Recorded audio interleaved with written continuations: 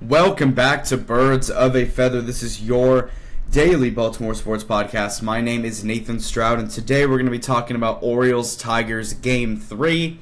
The series was tied up 1-1. This was the rubber match game. Winner takes all in this series. And unfortunately, once again, that I've had to say this season, the Orioles did lose this game and have once again lost another series on the season. A very unfortunate loss, a very tough loss, but I think a lot of Orioles fans that kind of knew what was coming at them in this game kind of thought, really did see this coming in this game. But this game is very rough for the Orioles. They did have to go out there and play against Skubal, which at the end of the day, that's not necessarily like fully an excuse, but it kind of is. But this Orioles team really has no excuses anymore to why they can't score on offense with everybody being back, with Jordan and Colton, and obviously you have Gunnar, Adley, Cedric, Ryan O'Hearn, all these guys in the lineup again. There's no excuses anymore to why this team can't go out there and score. They did run into a bad matchup in Skubal, obviously, and he went out there and did Skubal things. But at the end of the day, that's what great pitchers do, and the Orioles just kind of got caught up in it and just couldn't really do anything about it. Dean Kramer in this game pitched well. He did give up all 4 of the runs that were scored by the Tigers in this game. The Orioles did lose this game 4-1. All 4 of the runs scored in this game all happened in the 4th inning from the Tigers. And Dean Kramer just had a bad inning. Dean Kramer in this game as a whole went 7 innings in this game. There was an opener in this game. Keegan Aiken did pitch the first inning, but Dean Kramer did get through the next 7 innings, pitched over 100 pitches. He was fantastic in this game, but unfortunately, he just couldn't get out of the bug that always seems to happen with Dean Kramer, where things start to go well, it kind of goes off the rails. But at the end of the day, Dean Kramer did kind of settle into this game. He was able to push through a lot of innings. He was able to really save our bullpen in this game. And long term, really looking forward to this, Angels series. When you look forward to that series and you look towards that series, Dean Kramer did save this Orioles team a lot today. He did go out there and push innings. He ate a lot of innings. He fought in this game. He had one bad inning, but other than that one bad inning, all the other innings were spectacular by Dean Kramer.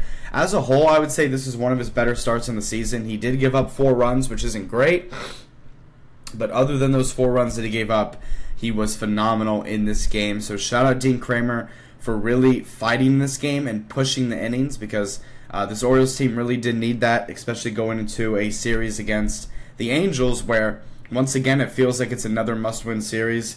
That's really going to be every single series for this team. Every single series that they're going to play is going to be a must-win series, and at the end of the day, there's no wiggle room for this Orioles team, as we know. And I've been saying that for this entire month now, where they just cannot afford to lose a series. And now all of a sudden they've lost back-to-back series. They've lost 4 of their last 6 games. And when things were looking really good, obviously, they won 7 of their last 8 during that 6-game winning streak, and things were looking really well. Now all of a sudden they've lost 4 of their last 6. They've lost back-to-back series.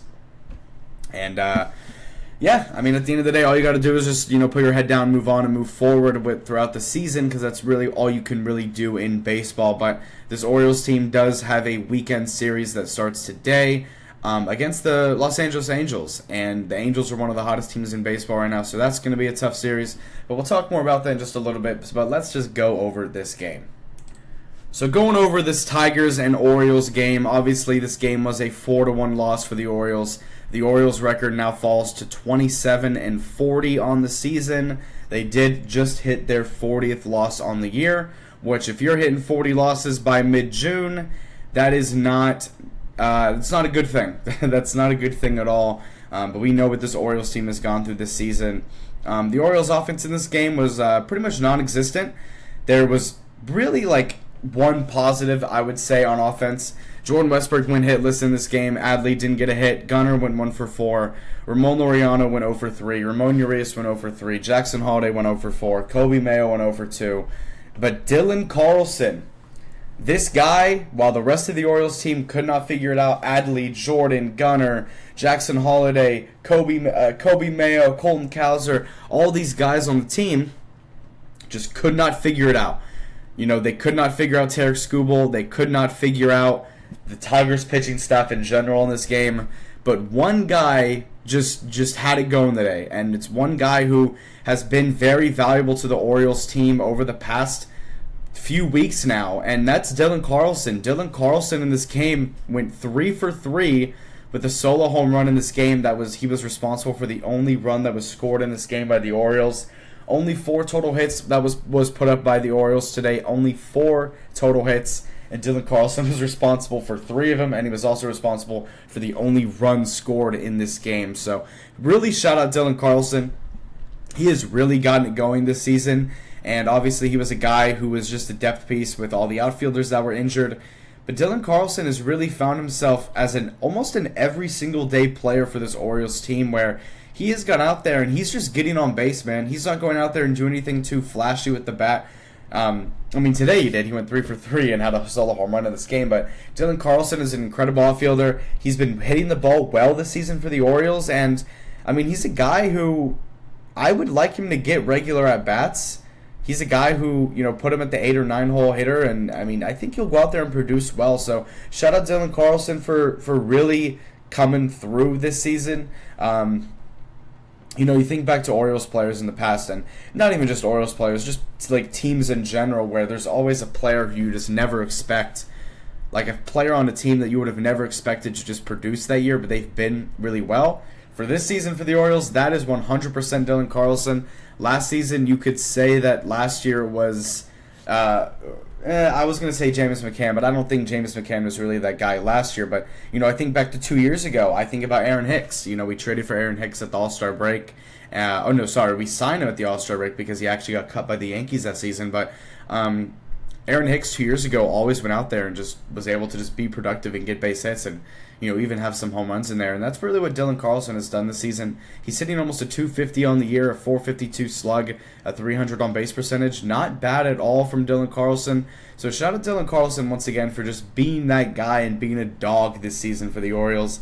Colton Cowser was batting ninth today, did not get a hit in this game. He had a very scary crash into the center field wall, where he was trying to rob a home run that was hit by Dingler, and just couldn't get it. Hit the wall pretty hard. It was a little scary because I thought that he was going to get hurt, but I think he was a little shaken up, but I think he'll be okay. He might not play in the first game against the Angels just to precautionary reasons, because this team cannot afford to lose anybody else. They just got these guys back. They can't lose them again, and they also can't afford to lose any more series on the season. But going over the pitching in this game, obviously Keegan Aiken was the opener in this game. He went 1 inning, gave up a hit, a walk, 2 strikeouts, but didn't allow a run in this game. Keegan Aiken did as the opener. And then Dean Kramer went into this game. Obviously, you can say what you want about the 4 runs, but at the end of the day, the 7 innings that he pitched does carry a lot of weight. Dean Kramer did get the loss in this game, obviously, because all the runs that the Tigers scored were on him. But Dean Kramer on the season now is 5-7 on the season. Got through 7 innings, gave up 5 hits, 2 walks, 4 runs, had 8 strikeouts, and did give up those 2 home runs. Both of those home runs ended up happening in the 4th inning, where everything just really seemed to collapse for the Orioles. Dylan Dingler hit a solo home run, and then Parker Meadows hit a 3-run bomb for the Tigers. That all happened in that 4th inning, and things just could not have gone much worse that inning. But other than that inning, he was fantastic. Obviously, the 8 strikeouts, the 7 innings that he went, he really did save this bullpen a lot. He really went out there and pretty much matched Skubal in terms of innings pitched in this game. So that's what we want to see out of your starting pitcher. The bullpen didn't really get taxed at all this game. After Dean Kramer left the game after 7 innings, again, 105 pitches as well across those 7 innings. So he really did fight in this game. So shout out to Dean Kramer. But Andrew Kittredge did come into this game in the 9th inning. He 1 inning, gave up a hit, no runs, no walks, did fine there. So again, Dean Kramer did give up all the runs that the Tigers scored in this game, but we still have to kind of thank him and respect him for what he did this game. Did get through 7 innings, gave up the 4 runs, didn't tax this bullpen at all, really fought for this team, and that's something you like to see out of your pitcher. This is something like what Kyle Gibson did a lot, and this is what Dean Kramer does a lot as well. Because usually when Dean Kramer, it goes well, he gets hit a lot, then it really goes bad. But for him to be able to, for it to go bad in the 4th inning and then to kind of bounce back and rebound back into this game and really solidify himself, and then go another 4 innings in this game after that happened in the 4th inning, because he didn't pitch this game in the 1st inning. Keegan Aiken got the 1st inning. Dean Kramer did the 2nd, 3rd, 4th, 5th, 6th, 7th, and 8th inning. So shout out Dino in this game. Shout out Dean Kramer. I know a lot of people are going to be upset at him for the 4 runs, but at the same time, it wasn't necessarily the worst thing in the entire world, and the Orioles offense, the Orioles were in this game the entire time. They just could not figure out Tarek Skubal, which at the same time I don't blame them, but after this Orioles offense yesterday scored 10 runs, they were very, very much challenged again yesterday. They scored 10 runs in Game 2 of the series, and then they were very much challenged in Game 3 facing Tarek Skubal, and we knew that it was going to be difficult. We knew that it was going to be hard for this team to really get past Tarek Skubal, because not many teams obviously have done that this season. And if you go over to Tarek Skubal, I mean, he didn't have the flashiest day in terms of strikeout numbers, but he did go 7 innings scoreless, gave up 3 hits, 2 walks, 6 strikeouts, 0 runs. That 0 runs is the big X factor there. Obviously, a pitcher's job is to go out there and not let up any runs, and Tarek Skubal did that for 7 innings in this game, and his ERA actually dropped below a 2. So, shout out Tarek Skubal. I think he's the best pitcher in baseball, and he went out there and really did prove it against an Orioles offense that is star-studded once again, and an Orioles offense that actually played really good the game before, but just, not even 24 hours later, just could not really figure out Tarek Skubal in this game. But looking ahead to the next series that the Orioles play, because it is a weekend series. Obviously, Sunday is Father's Day, so a little nice Father's Day game on Sunday. But this weekend is going to be the next series that the Orioles play. It is back at home for the Orioles. They did have a little bit of a 6-game homestand in this little stretch, but the game technically today, because I am recording this on a Friday, the game tonight is Angels-Orioles. The Angels are one of the hottest teams in baseball. They're only 1 game below 500, and a lot of the time when people look at the Angels, they always kind of look at them as poverty, but the Angels this season, if you go and look at their most recent games, they have been pretty hot. They've won 5 of their last 6 games. They've done extremely, extremely well this season. They've won 5 of their last 6, and they've won 7 of their last 9. So shout out to the Angels. They've done extremely well. They're tied with the Mariners right now for second place in the AL West right now. So the Angels are playing for a lot. The Angels are really trying to make the playoffs right now. If we go over to the standings real quick and we look kind of at the wild card standings, the Angels are 2.5 games back of a playoff spot right now. So that's really good for them. They're really going out there and doing their thing this season in general. So this is going to be a tough opponent. We're facing a team that's very hot right now. We've lost 4 of the last 6. And in today's game, it is going to be Charlie Morton versus Jack Kochanowicz. I don't really know his last name, so sorry if I botched that. But both pitchers have struggled heavily this season. Jack is 3-7 with a 5.6 ERA. Charlie is 2-7 with a 6.59 ERA. So Charlie Morton obviously recently has been a lot better than he was at the beginning of the season. So hopefully Charlie Morton can just go out there and have a good start. That's really all he can ask for. I would like to see Charlie get through at least 5 innings in this game, maybe 2 runs or less. At the minimum, maybe 3 runs or less. So hopefully Charlie Morton doesn't go out there and just get rocked early and kind of puts this. Just hopefully he doesn't put this Orioles team into a bad scenario the rest of the game, because that's happened a lot of times this season for the Orioles, where their starting pitcher just does horrible, and then it just kind of messes up the rest of the game, and they can't really do anything, and they can't get back into it, and then that game, using all the bullpen guys in that game affects the next game, and that affects the next game, and that happened a lot this season for the Orioles, where it kind of was just a domino effect of just having a lot of pitchers fatigued because they're having to use so many guys because the starting pitching was so bad. But hopefully Charlie Morton goes out there and does well.